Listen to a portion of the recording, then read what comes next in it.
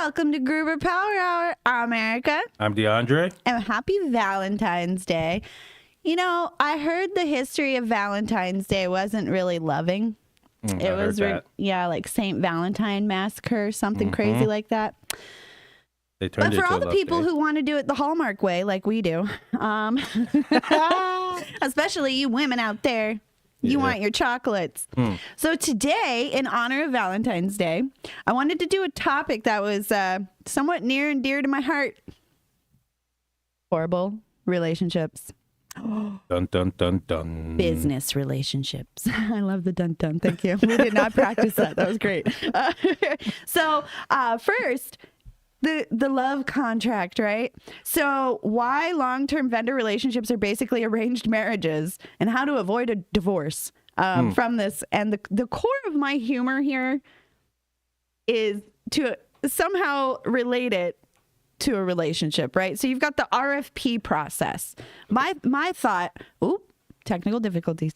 My thought was love at first sight. Love at first sight, because you have the initial excitement of a vendor partnership that fades like super quick. It's the honeymoon phase. Yes. When you get a new yes, you're right. I hate that process. It's like they're happy. Everybody's happy because everybody's winning at one time. Everybody, you know what I'm saying? Yeah. And then it's like after a while, it's like it fizzles. What do you want? Right? They're like, what do you want? So it fizzled out. Everyone put their best foot forward to begin with, just like them daters. And then they had their love at first sight. And then all of a sudden it starts to like kind of fizzle. And I feel like RFPs are just corporate Tinder. It's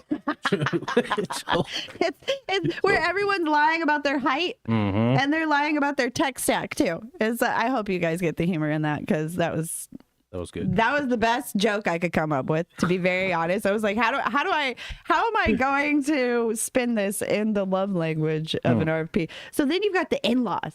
These are your business partners. Not everybody likes their business partners. Have you ever heard of these like companies? Let's just say there's like, I don't know, maybe McDonald's. There's like 50 something stakeholders and board members, and they all make the decision. And it just reminds me of Congress. It's like how is anything going to get done? Nothing gets done. No. That's nothing gets done. No. Everybody's back and forth. It's difficult to navigate like various stakeholders involving vendors to then decide whether or not to use those stakeholders. And like here at Gruber, we do a lot of bidding or online contracts and online proposals. Or even in-person proposals, but we do the RFP process. That's request for quote, request for proposal. So they lay out all these specs, and then you got to go line item by line item and make your proposal and this and that. And it's this really long process, which thankfully we've perfected with our government team. Shout out to you, Rita. And so when it comes to that, I want to like compare it to stakeholders as being overbearing in-laws. They're people who are looking down at you, talking down at you most of the time, and telling you no. If as a business owner, what does the word no mean? No. I feel like that was like, that was your answer. No, it means no, Erica. No, it just means, honestly it means no, but just more like, I don't know. That's a good question, actually. Like, what would that mean? As a business owner, if somebody else told me no, I would be like, hold my beer and watch this. Honestly, yeah. I feel like if someone tells me no, I'm a push more. Yeah, I'm push more. too persistent. If I really want something. Yeah, you're not gonna tell me no. No, I'm the dang owner. What are you talking about? It's gonna be a yes by the end of the day. You will buy it. You will buy. You got this APC. Okay? Yes, you go do it. No, we are not that persistent in our sales. However, when we know you need it, we know you want it, then we're definitely gonna be like, hey, come on. I have since moved from the Gruber Power Services side to the Gruber Communication side. And, it really is across the whole board on how the processes work. It's really cool to be able to work at all different subsidiaries of the company, because I get to see how the process is very much the same no matter what department you're in. I mean, maybe not the cars, but the departments that we're in with, data communications and then power services. And they really do like tie together. Yes. And you complete me. They come together somewhere. They come together. Yeah. And I feel like we have a lot of stakeholders and we have a lot of vendor relationships and a lot of partners when it comes to our company. So I hear, go get 4 or 5 quotes. So then we go to all our vendors and we get our quotes. And then you see certain account managers, they're like, I won't work with them, but I'll work with them. Oh yeah. We got, it's weird, but But I love that each individual account manager is capable of having a decision in that. But that reminds me of the stakeholders. That reminds me of that, where there's like a group of people who are like, no, I'll never work with that vendor again. And then the other group of people that are like, I love this guy. He never did me wrong. And it's just that. It's back and forth. There's always going to be a back and forth in these kind of jobs, honestly, because not everybody's going to get along with their partner. No, and that's where I think it comes to the 7-year itch. It do. I mean, it's so funny. The contract renewals. Yes, just like renewals. I mean, it's like sometimes the contracts people just don't work out. So when the people don't work out, you just gotta. Have you ever had to fire anybody? No, not really. No. Oh, have you? Yeah. Oh, yeah. How's that go? It doesn't feel great. It doesn't feel great because you put a lot of effort in and then it just doesn't feel good. I don't like having to terminate anybody because that's a livelihood that you are now. But I understand it from a personal perspective because I've been fired. I mean, I've been fired myself as a vendor and as an employee. I have. It was just, it was not mutual between either one of us. Like, I really didn't like them and they really didn't like me, and we just couldn't see eye to eye no matter what, which really, it kind of is crazy to me because in my interviews, I'm very much the same as I am. Like, I'm me. I'm just who I am. And I wasn't sure in that particular job why, if they didn't like, how did you like me in the interview? And I'm the same person coming out of that interview. Well, it's because like the interview is kind of like the honeymoon. Oh, if you really think about it, it's the RFP process. It's the honeymoon because you're coming in there with a whole different vibe because you want the job. You know what I'm saying? You want them to like you, and they want you to like them. True. So everybody's in a whole different vibe. So after a while, when you start working with the person, true lights start to show. Yeah, I feel like I'm very much the same from the person that you meet in the interview to the person that you get for the job. Like, I am who I am, and this is me. I don't understand why vendors and suppliers are like, oh yeah, we're going to do, there's all these empty promises. Yeah, we could do that. No problem. And then they send you the quote and you're like, this is like $5,000 more than we talked about. And they're like, but we could do it. And I'm like, no. So contract renewals. This is the point where a long-term contract, like let's just say 5 years, because the states and the counties and all of them, they do like these 3 to 5 year, sometimes even longer, which is really surprising to me. And it's inevitable questions of like, is the grass greener on the other side? So they're going out, they're getting their quotes, they're seeing the comparison between the price of what they're paying for and have been for the last 5 years or so to what these people are then bringing to light. And then all of a sudden you've got all these people, what is it, like contract therapy or couples therapy at that point? At that point. Because basically. Then they're like, hey, all these people will do this, but you're only doing this. Do you want to do it or do I go somewhere else? Honestly, so Dad used to like, tell me, what you won't do, another person will. So true, 100%. So in business, 100%. I feel like it's the same thing. It is, and it's basically like you talked about the grass is not green on the other side of the time. It's like the buffaloes and the zebras. Please elaborate. Okay, it's like they cross that river with the crocodiles, right? So it's like those are people, those are vendors right there. They're the crocodiles. They're the crocodiles.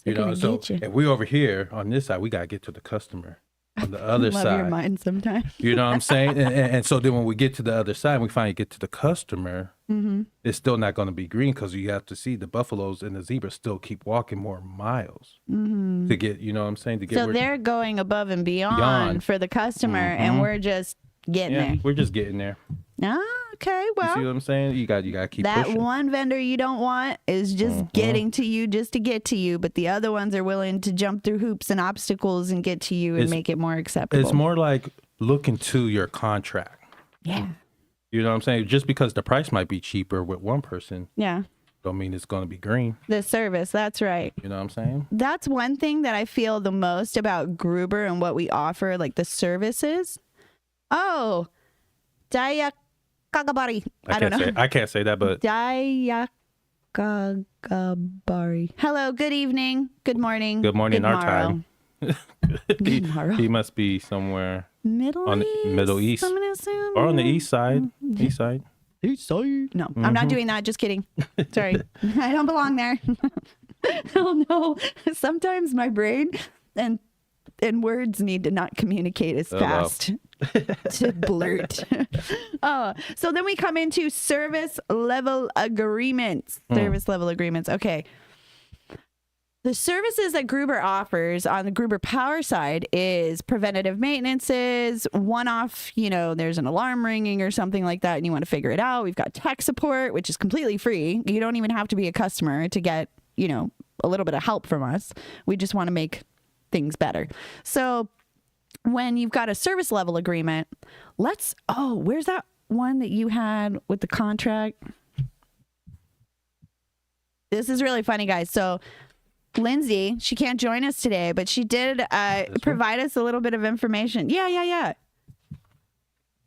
So clauses, right? In contracts and in agreements, we don't read them very much, just as humans in general. There's always the fine print that we don't read. Always. And then they always want to when it comes time to making a complaint, they're like, please refer to all the clauses that you didn't read, and that ain't my fault. You're like,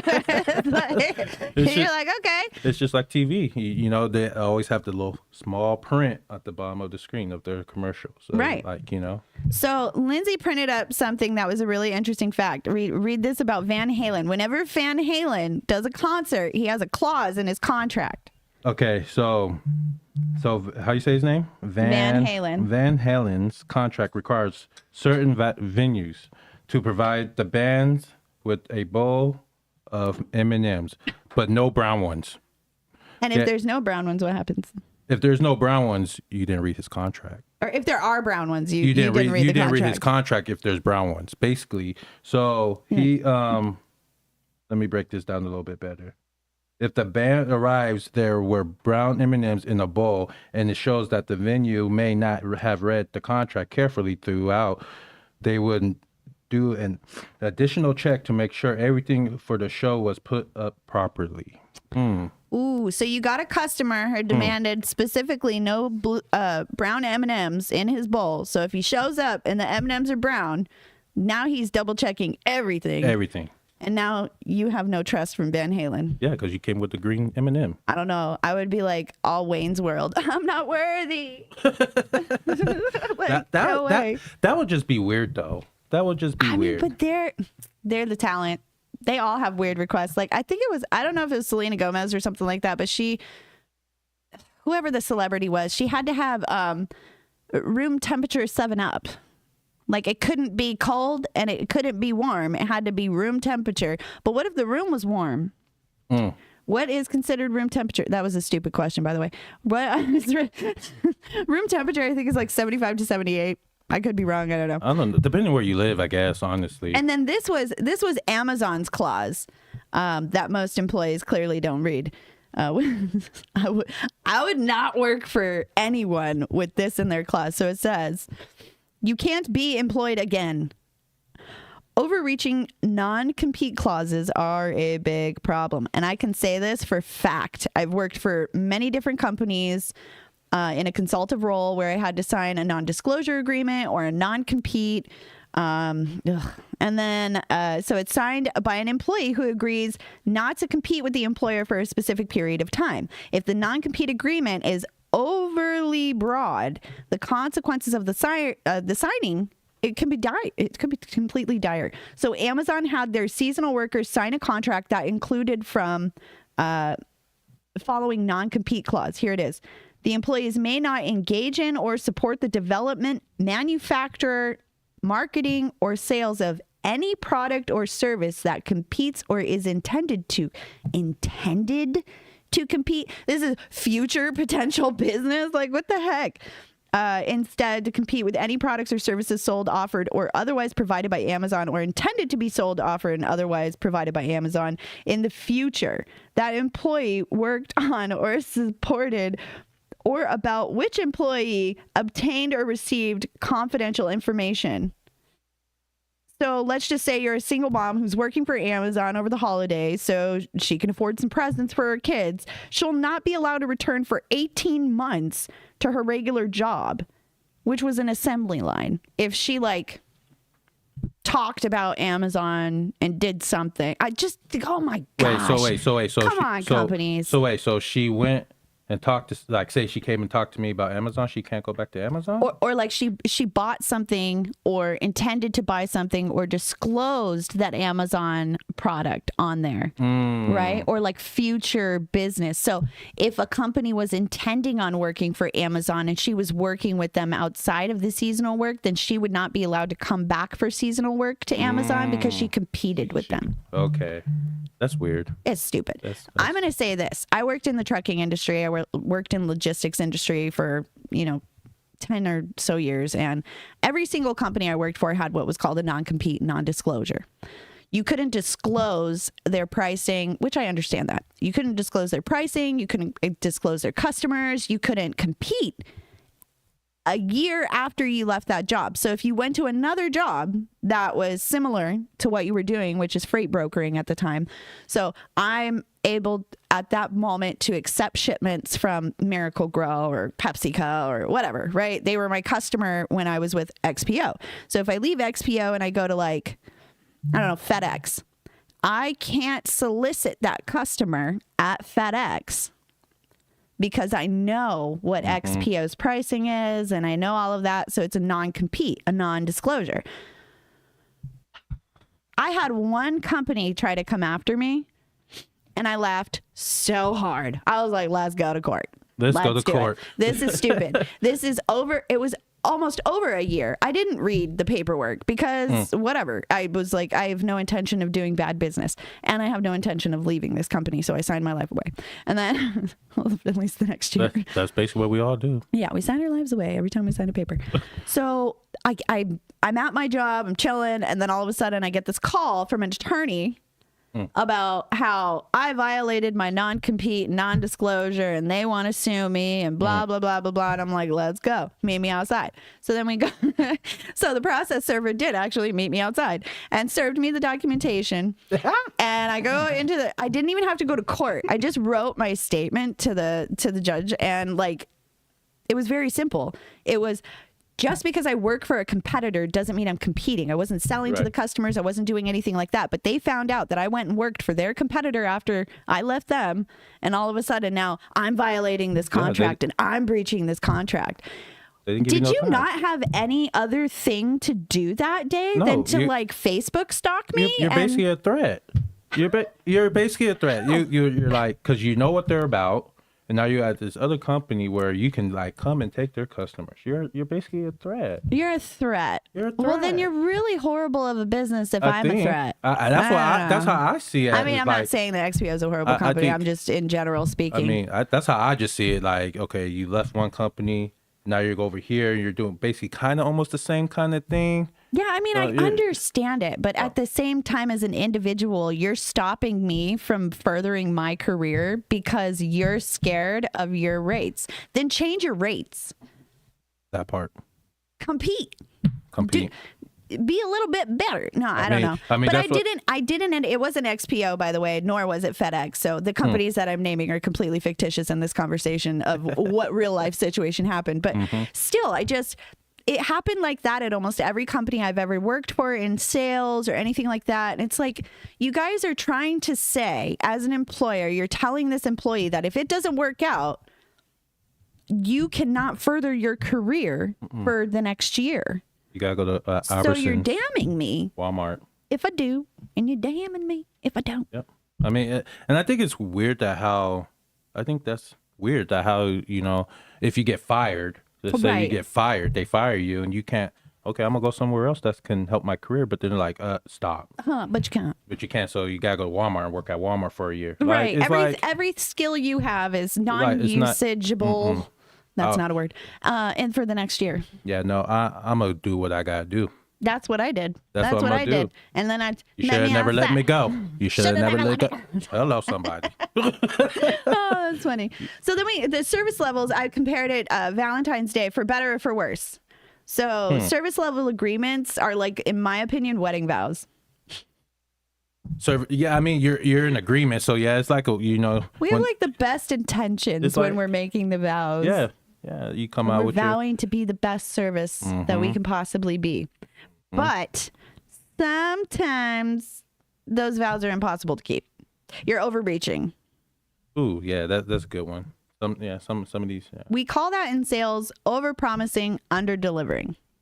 So I'm going to poke a lot of fun at overly ambitious. All right now. Consequence of failing to meet this one question. Is your service level agreement just a legally binding love letter that you cannot deliver on? Ooh. At Gruber, we deliver. We deliver on that agreement. We do. Everything that you read is what you get. That's what you get.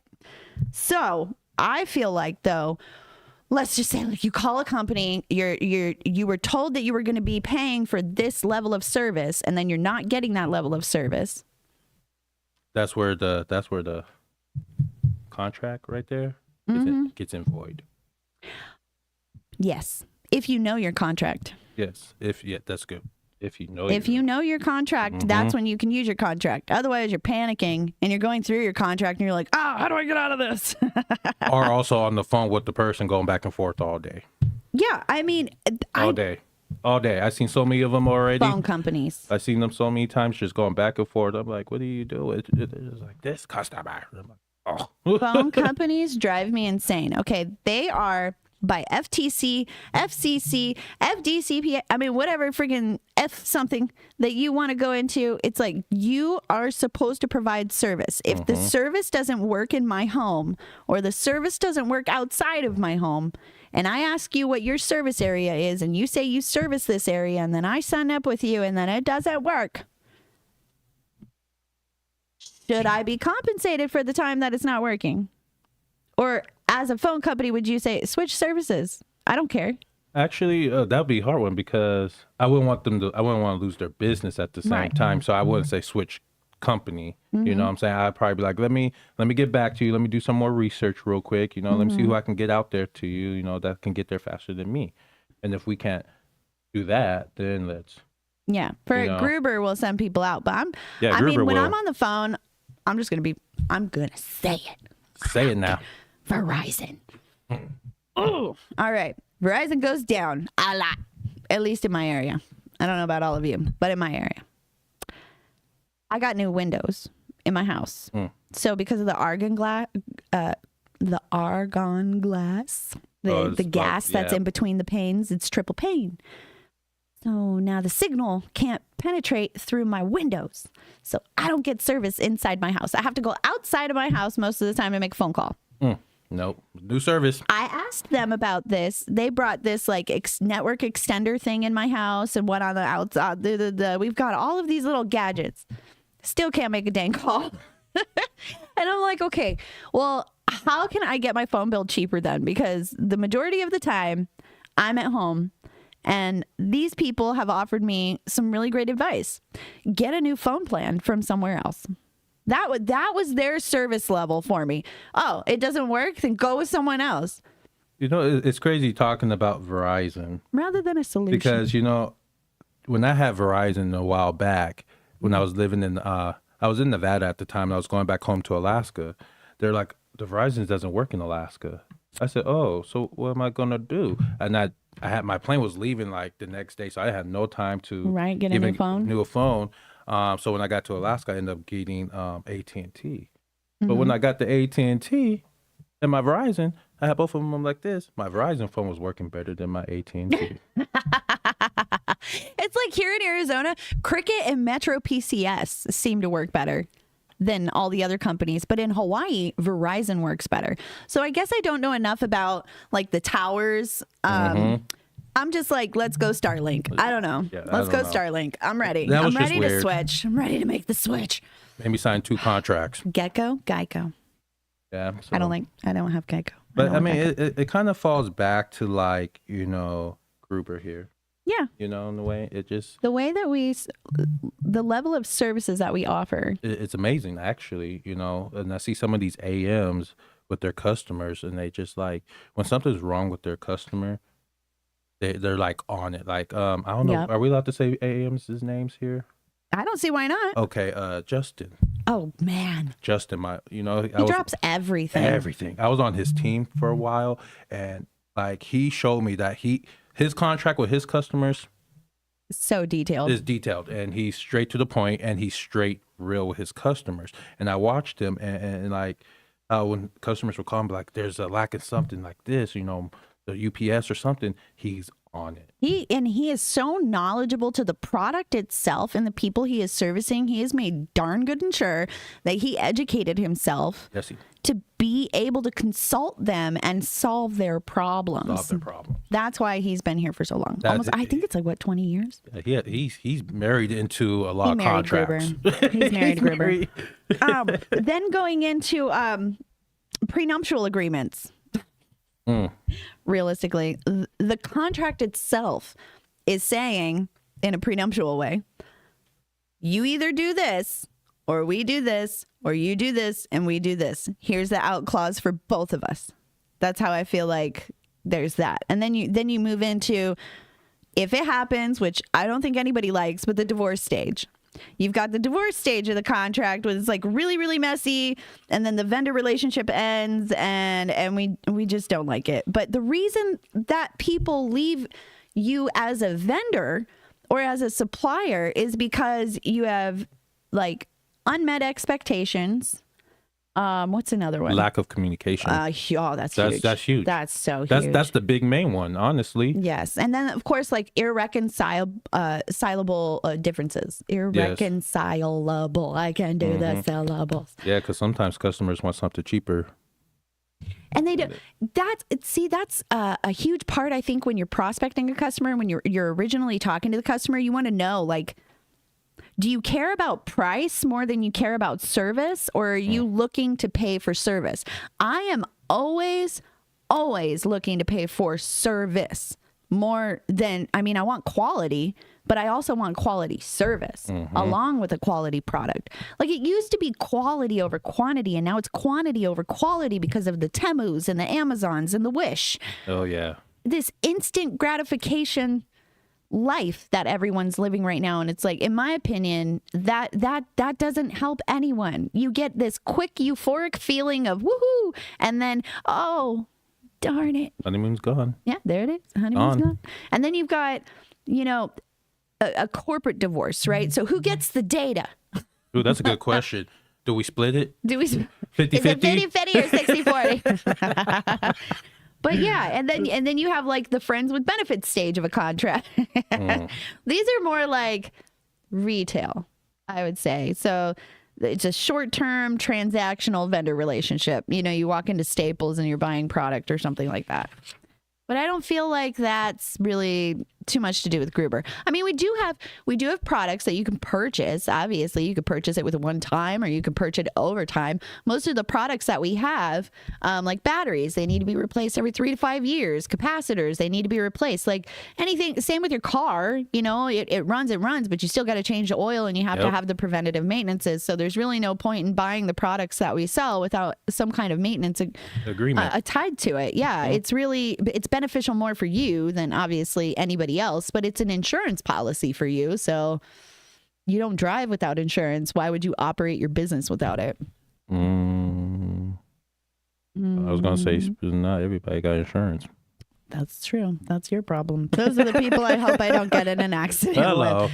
I was recently in an accident. Thank goodness she had insurance, because I felt like I've watched people get into accidents and the other person didn't have insurance, and then it's just like your whole life is screwed from that point. It really is. It's like there's nothing you could do. And yeah, you could buy generic components, or you can buy from other countries. You can buy off-market parts and like throw it all together, but you're not going to get the same quality. No. And what Gruber really has to offer you is the quality of service. And if you're going to get a Justin Brownlow or a Darren Crane or a Tiffany or any of our account managers really are very knowledgeable. They've gone the distance and Gruber has invested in that first year of them being here, as you well are informed. Educate. Cram as much knowledge into your honestly. That's how I feel like it goes. So don't find yourself in a crappy love contract with any of your vendors and suppliers. Come to Gruber, where we don't offer prenuptial agreement. No, I'm just kidding. Where we don't want you to leave. We don't want you to go anywhere. So if you're going to be going for a vendor relationship, or let's just say it's not right for you even at Gruber, but you're going out there and you're looking at other vendors and other suppliers, really compare the apples to apples. Don't just settle. Stop settling. Read the darn contracts. Understand what you're offering. Understand what you're getting. And then make sure it's a good fit. Take the time, slow down a little bit, business owners and suppliers, and stop going for, your buddy that you've known for 45 years just because he's your buddy and you want to help him out. What if your buddy actually really sucks at service? Hello. And his product is you can get that there somewhere else. You can get that product and better service somewhere else. Stop going with the buddy system in business like that. It's not always fruitful for your business, and it doesn't help you along the future road of success. Sometimes you have to cut people off that you do know. Sometimes you have to understand that it might be your friend, but it ain't your business partner. Yeah. It shouldn't have been. Sometimes you just leave business and personal. It's got to be separated. It really has to. That's why most people in family businesses, I feel like it's like, you better have a really big family, because like only 1 out of 10 people are going to want to work there. Yeah. Yeah. Don't let nothing go wrong, because there ain't nobody going to be working there. Well, I hope that you all go out there this evening and share your hearts and read your contracts. Read them. Read them twice. And I'm Erica, Gruber Power Hour. I'm DeAndre. And next week, we'll talk about something fun and interesting, too. All right. Have a fun night. Be safe.